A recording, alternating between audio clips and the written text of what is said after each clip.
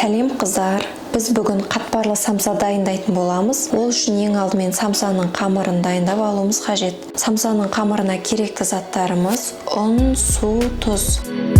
Суымызды ыдысымызға құйып, үстінен тұз салып, жақсылап араластырып аламыз. Одан соң үстіне ұнымызды салып, қамыр елейміз. Қамырымыз қатты да емес, жұмсақ та емес, мантының қамыры сияқты болады. Қамырымыз дайын, енді оны ыдысымызға салып, жарты сағатқа демалдырып қоямыз. Оған дейін салмасын дайындаймыз. Салмасына керекті заттар: асқабақ, картоп, пияз. Барлығын кубиктап турап аламыз, үстіне тұз бұрышымызды қосып, араластырып қойып қоямыз.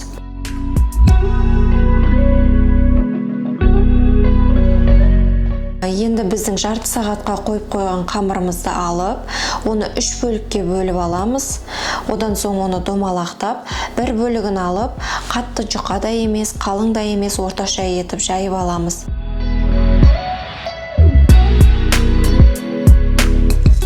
Одан соң оның арасына ұнымызды сеуіп, бір шетке қойып, екінші қамырымызды алып жаямыз.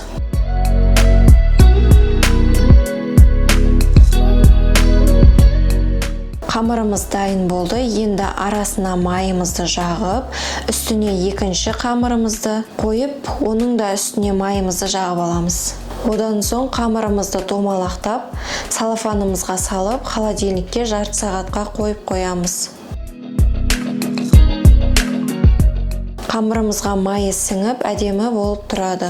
Қамырымызды алып, оны бірнеше бөліктерге бөліп, үстінен басып, ұн сеуіп, қамырымызды жаямыз. Арасына дайын салмамызды салып, жақсылап басын біріктіріп аламыз. Ыдысымызды майлап, дайын самсаларымызды салып, бетіне жұмыртқаның сарысын, кішкене сүт қосып араластырып жағамыз. Бетіне әсемдік үшін күнжіт сеуіп, дайын самсаларымызды пешке қойып пісіріп аламыз. Мен 220 градусқа 40 минутқа қойып пісіріп алдым. Самсаларымыз дайын, сондай қытырлақ, үгітілмелі болып пісті. Астарыңыз дәмді болсын, дайындап көріңіздер.